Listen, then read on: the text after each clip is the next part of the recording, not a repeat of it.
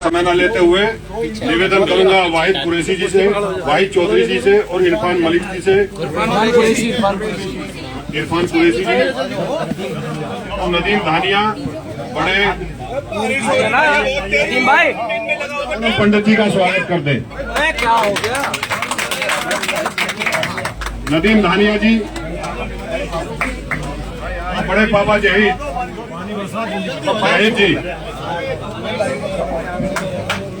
और साथियों, आपको जिनका इंतजार था, मैं पूनम पंडित जी जो आज की मुख्य अतिथि है, उनसे निवेदन करूंगा कि वो आए और अपने विचार रखें। सम्मानित मंच और मंच पर बैठे मेरे उत्तर प्रदेश के महासचिव भाई बदरुद्दीन कुरैशी जी और हमारे बीच में हमारे संघर्ष के साथी वरिष्ठ कांग्रेस के नेता दिनेश अवाना जी, हमारे महानगर के अध्यक्ष पूर्व भाई शहाबुद्दीन जी, हमारे भाई नसीम जी मेरे साथ चल कर के आई हैं बहुत ही दूर बागपत से, मेरी बड़ी बहन राकेश ढाका जी और हमारे जो कांग्रेस पार्टी के प्रत्याशी हैं और हमारे आज की जो अध्यक्षता कर रहे हैं मेरे बुजुर्ग, मेरे पिता बराबर, और आप सभी लोग जितने भी सारे लोग हैं, आप सभी लोगों को पहले तो मैं अपना हाथ जोड़ करके प्रणाम करती हूँ। मेरा प्रणाम स्वीकार करें। देखिए, बहुत सारी बात है, सभी ने बारी बारी से बता दिया है। बात यहाँ हम कुछ अलग नहीं कर रहे हैं, करने वही आए। लेकिन कभी कभी ऐसे होता है कि आप अपने घर वालों की बातें नहीं मानते, लेकिन पड़ोसियों की बातें मानकर अपने घर को खराब जरूर कर लेते हैं। ये अक्सर होता है हमारे इस भारत की संस्कृति में।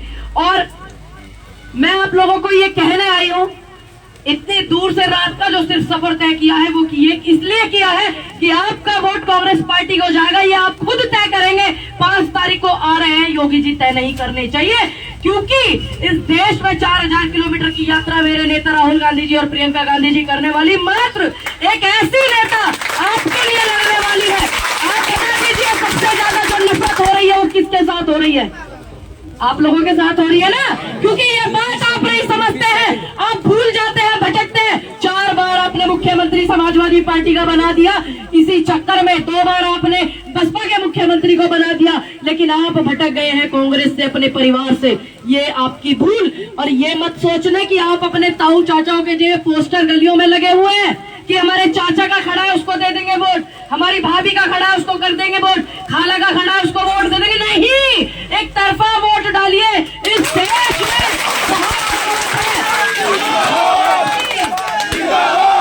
ये ध्यान रखना, इस समय उत्तर प्रदेश में ही नहीं, समस्त पूरे भारत में जरूरत है कि आप लोग अपने वोट को ना बांटे। आपने अपने वोट को सबसे ज्यादा बांटा है और हम लोग बार बार मंच लगाने अब तो आ जाते हैं आपको समझाने के लिए, लेकिन अगर 2024 में आपको राहुल गांधी जी को प्रधानमंत्री बनाना है तो आप इस नींव को मजबूत कीजिए। नगर पंचायत का जो चुनाव है, ये नींव है, ये तय करेगा 2024 का चुनाव कि एक तानाशाह इस देश का प्रधानमंत्री बनेगा या राहुल गांधी बनेंगे। क्योंकि उत्तर प्रदेश में वो आलम भी आप लोगों ने देखा है, आपसे छुपा नहीं है, जो भी 15-20 दिनों में हुआ है। और आपकी हालत ये 24 में अगर प्रधानमंत्री इनका बन गया तो आपको पता है ये कितनी खराब कर देंगे, ये आप बेहतर जानते हैं। और आपके नेता, आपके समाज के नेता, आपकी अगुवाई करने वाले नेताओं के लिए बसपा और समाजवादी पार्टी वोट नहीं, आवाज नहीं उठाती है, तो तुम उनके लिए क्या हो? तुम महज एक जनता हो, तुम सिर्फ 48 हो सकते हो, ये ध्यान रखना। और मैं बार बार धन्यवाद करती हूँ आप सभी लोगों का कि ये माहौल जो है, भी मेरे बड़े भाई ने बताया कि परमात्मा ईश्वर जब खुश होता है तो वो बारिश करता है। और मुझे गर्व है इस बात का कि मुझे भी मौका मिला है आप लोगों के बीच में बारिश में आने का, क्योंकि मेरी नेता प्रियंका गांधी जी जो है, उन्होंने मेरे चुनाव प्रचार में 3 घंटे रोड शो किया था। बहुत जोर से बारिश हो रही थी और मैं ट्रैक्टर चला रही थी और वो बैठी थी। मेरे लिए कोई ऐसा नहीं है कि बस न जाने क्या हो जाएगा। मैं कागज की पुड़िया नहीं हूँ, किसान की बेटी हूँ, ऐसे गलने और हिलने डलने वाली नहीं हूँ।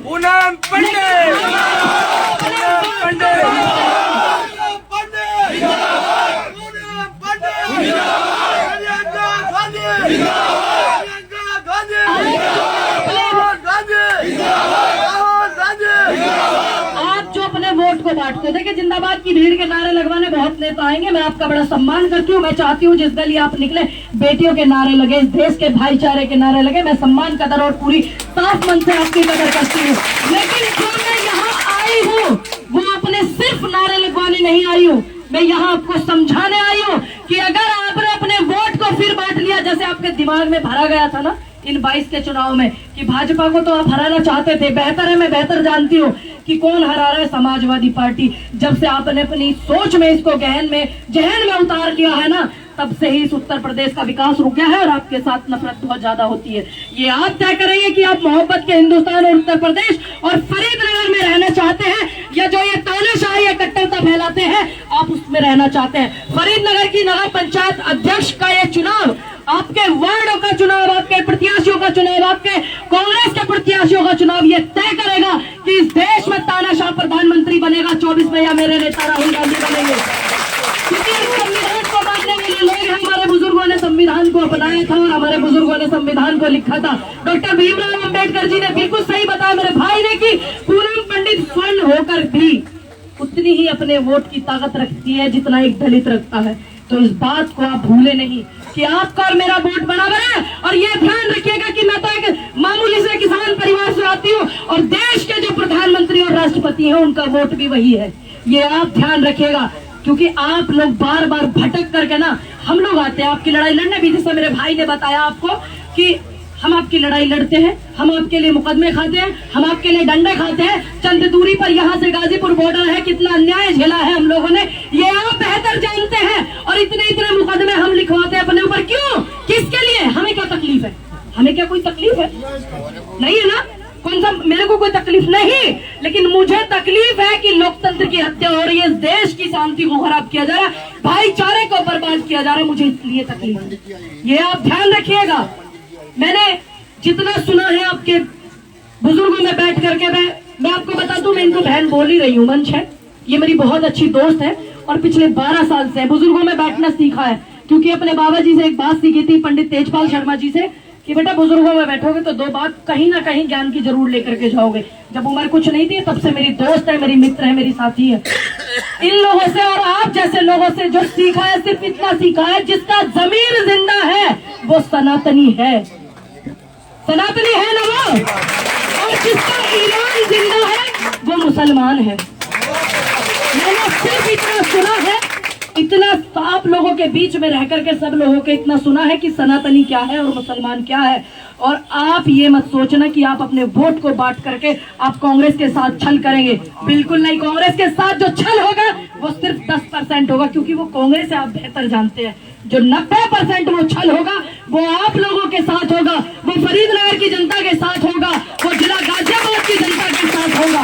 आपकी मेयर भी जीत रही है, ये ध्यान रखिएगा, गाजियाबाद की उषा जी, वो जीत रही है चुनाव को। आपको सारी वोट कांग्रेस को करानी है। और यहाँ जितने भी नौजवान साथी मैं बहुत ज्यादा देख रही हूँ, बुजुर्ग बहुत समझदार है, क्योंकि 70 साल तक भारतीय जनता पार्टी नहीं आई थी, तो वो इन बुजुर्गों की देन थी कि इन्होंने उनको क्यों नहीं लेकर के आए थे। अब आपको शायद समझ आ गया होगा कि 70 साल तक जो है भाजपा क्यों नहीं आई थी।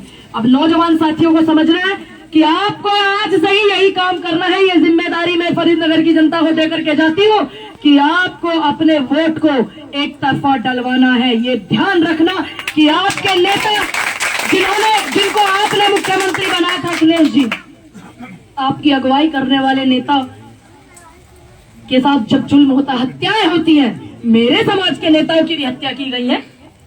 और जब आपके इनकी होती है तो अखिलेश जी भी नहीं बोलते हैं, बहन जी भी नहीं बोलती है, सिर्फ एक ट्वीट करती है।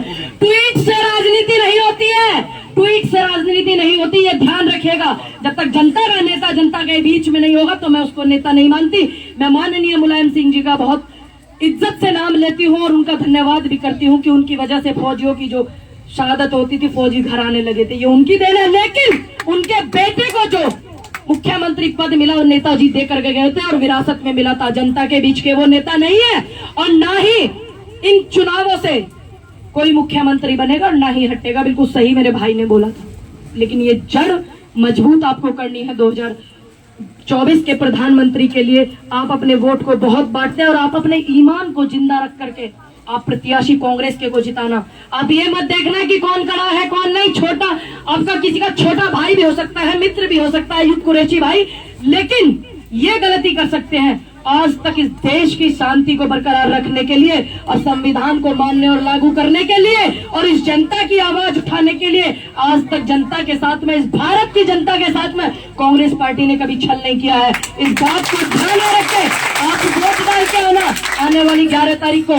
और मैं एक बात और बता दूं, आप ये मत सोचना कि हम वोट इनके लिए मांगने आए हैं। हम वोट मांगने आए हैं अपनी उस पार्टी के लिए जो गनी गफ्फार आजाद, भगत सिंह, चंद्रशेखर आजाद, महात्मा गांधी, नेहरू जी, इन सब, पटेल, सुभाष, सबकी जो पार्टी, सबकी विचारधारा कांग्रेस, हम उनके लिए वोट मांगने आए हैं।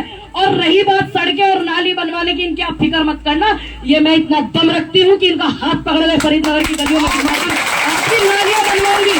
ये इतना दम रखती हूँ, आपसे वादा करके जाती हूँ कि आप जो है मेरे कांग्रेस पार्टी के प्रत्याशी अयूब भाई को जिताइए। नालियां बनवाने की फिक्र मत कीजिएगा, आपसे वादा करके जाती हूँ, हाथ पकड़ के मैं बनवाऊंगी आपके नाली, गली मोहल्ले। यहाँ फरीदनगर की जनता का जो भी यहाँ का विकास होगा वो मैं आपसे खुद कराऊंगी। लेकिन आप मुझे हाथ उठाकर पीछे तक और आश्वासन दीजिए कि आप मेरे कांग्रेस पार्टी के प्रत्याशी को जिताएंगे। राहुल गांधी उनके हाथ को मजबूत करेंगे। राहुल गांधी, राहुल गांधी, प्रियंका गांधी, मल्लिकार्जुन खड़गे, कांग्रेस पार्टी। जय जवान, जय जवान, जय हिंद, जय हिंद, जय हिंद। अपने नेताओं का स्वाभिमान आपको बचाना है। यहाँ जितने भी चेहरे हैं, ये चुनाव सभी चेहरों का है, ये ध्यान रखेगा।